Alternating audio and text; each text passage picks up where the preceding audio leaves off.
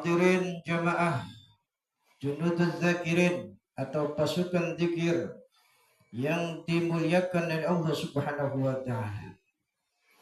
Pada malam hari ini pertemuan yang ke-139 kita akan bahas hikmah yang ke-68 dari kitab Al-Hikam karya Imam Ibn Athaillah As-Sakandari, halaman 45 baris 5 dari bawah.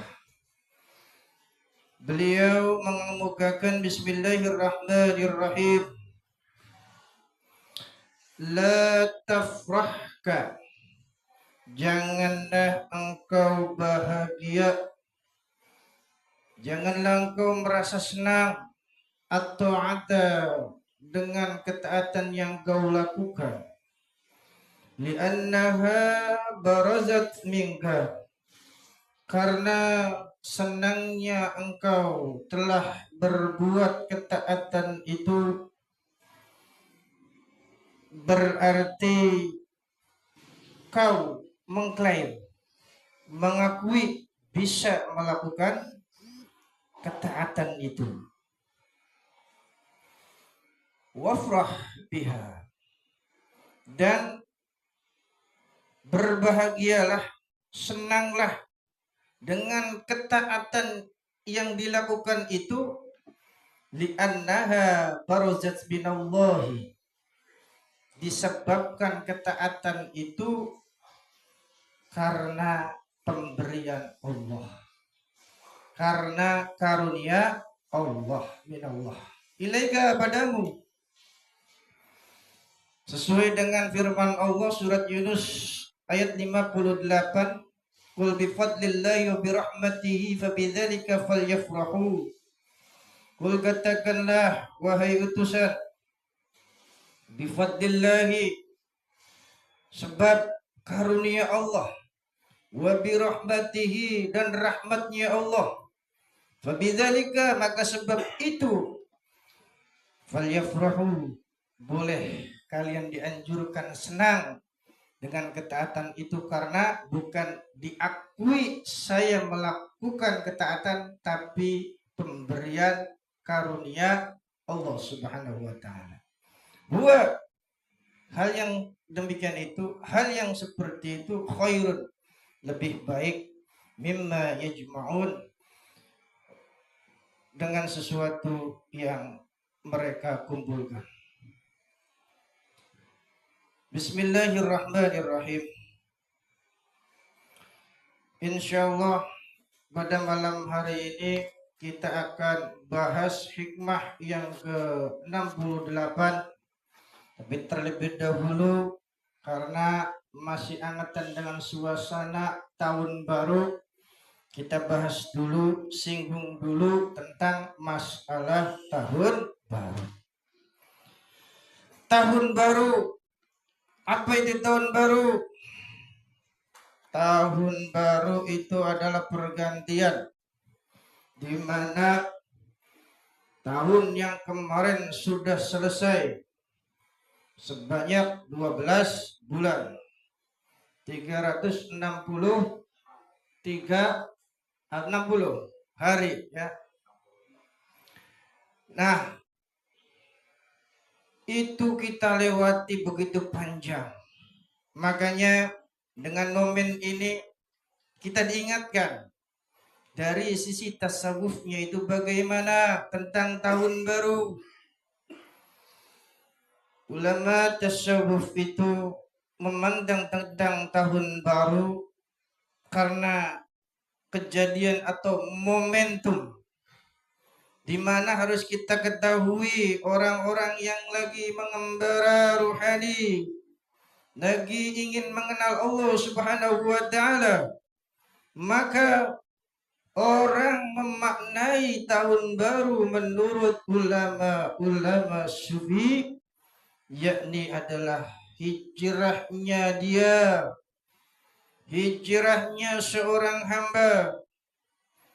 Hijrah apanya? Hijrah batinnya. Untuk apa? Untuk dia memuhasabah dirinya, untuk mengintrospeksi dirinya, memperbaiki akhlaknya, meningkatkan ketaatannya, dan sekaligus di dalamnya kita takarrub mendekat diri kepada Allah Subhanahu wa taala. Artinya nanti kita tinggalkan kegelapan-kegelapan yang ada. Kegelapan itu apa? Yakni keburukan, ketidakbaikan yang ada pada saat kita di tahun kemarin menuju cahayanya Allah Subhanahu wa taala. Agar apa? Kita lebih baik lagi, kita lebih soleh lagi, lebih taat lagi, lebih mengenal Allah lagi, lebih cinta kepada Allah lagi.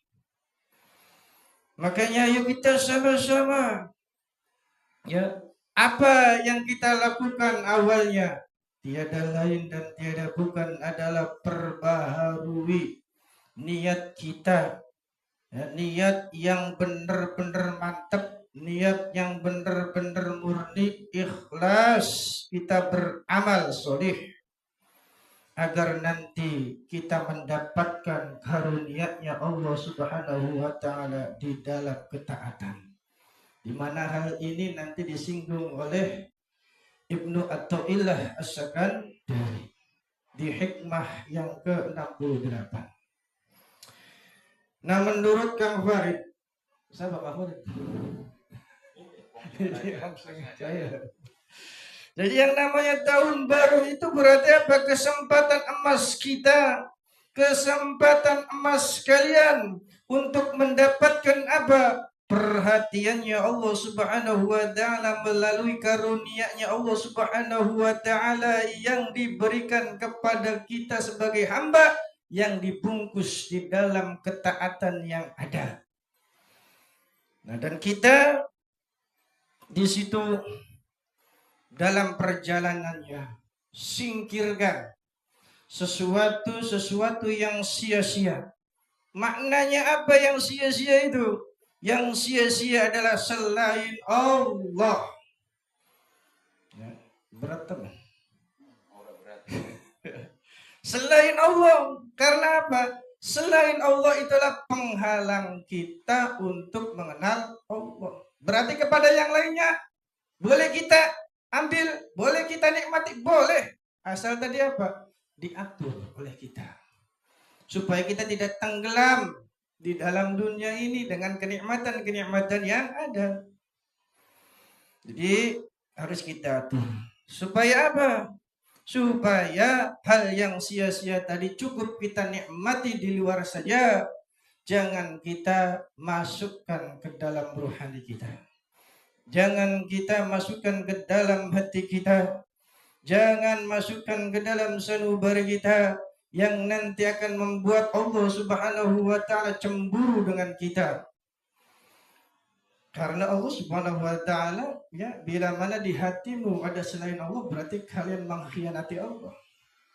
Harus ada satu, yakni Allah saja. Yang lainnya minggir, cukup di luar. Nikmati uangnya di luar. Jangan dimasukkan dalam hati kita, nanti akan jadi bingung, repot. Kemudian juga yang lainnya ya sama. Ya, makanya dengan kita belajar tasawuf, insya Allah itu akan bisa, ya, kita memilih hal itu.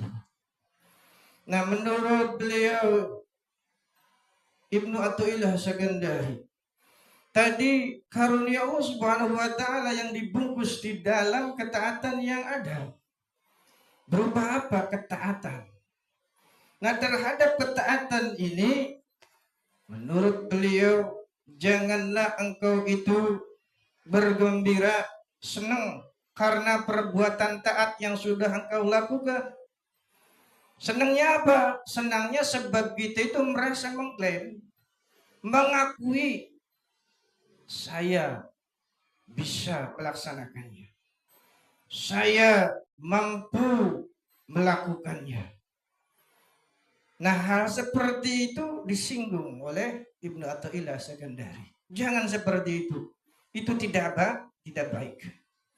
Tapi berbangga dan bahagialah, bergembiralah ketika kita itu sholat, ketika itu zakat, sodako, zikiran, dan lain sebagainya yang merupakan amal-amal yang membuat kita taat dan merapat kepada Allah Subhanahu wa Ta'ala.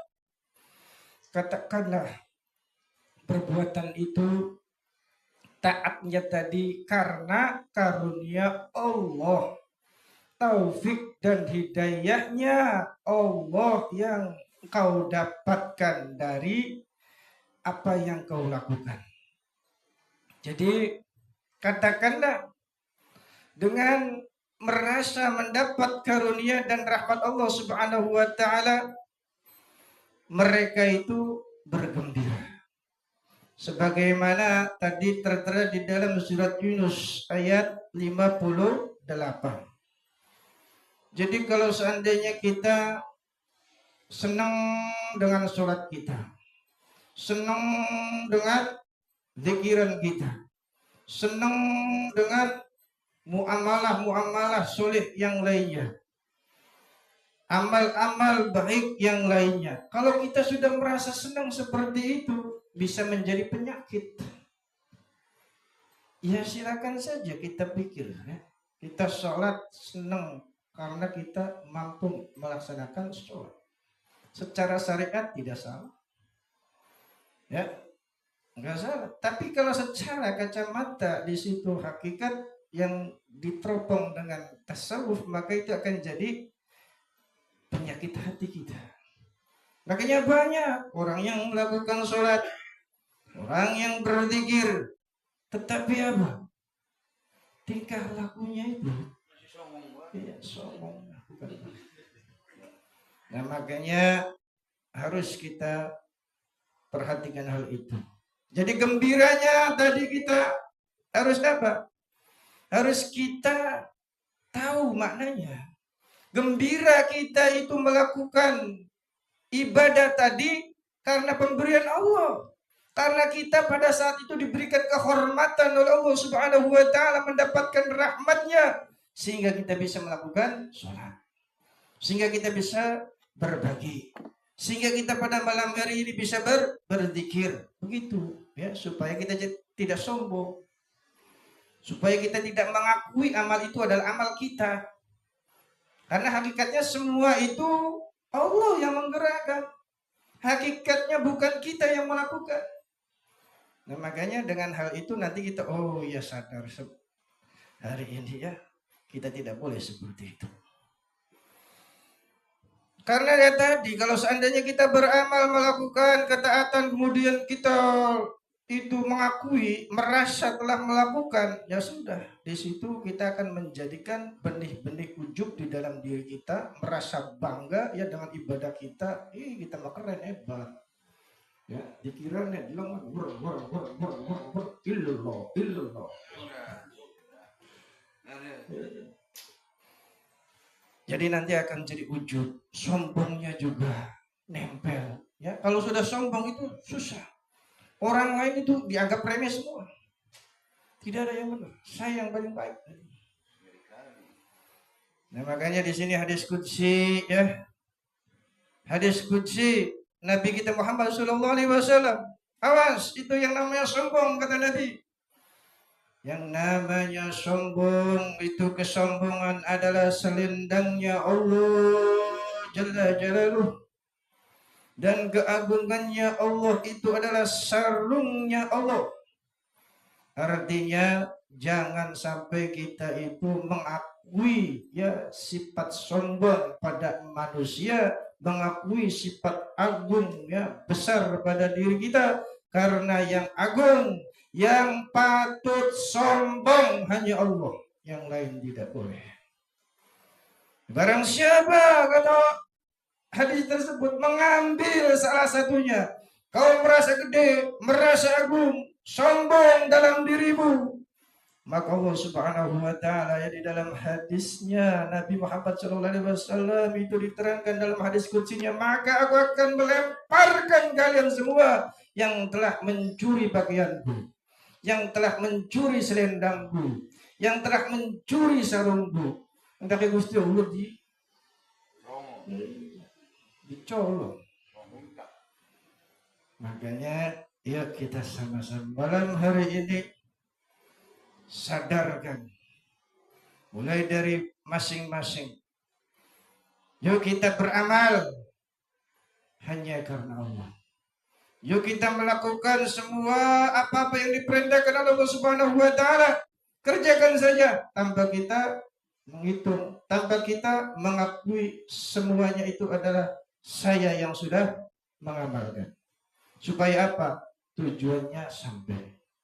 Kemudian juga di dalam ibadahnya kita terbebaskan dari sifat ujub, dari sifat sombong.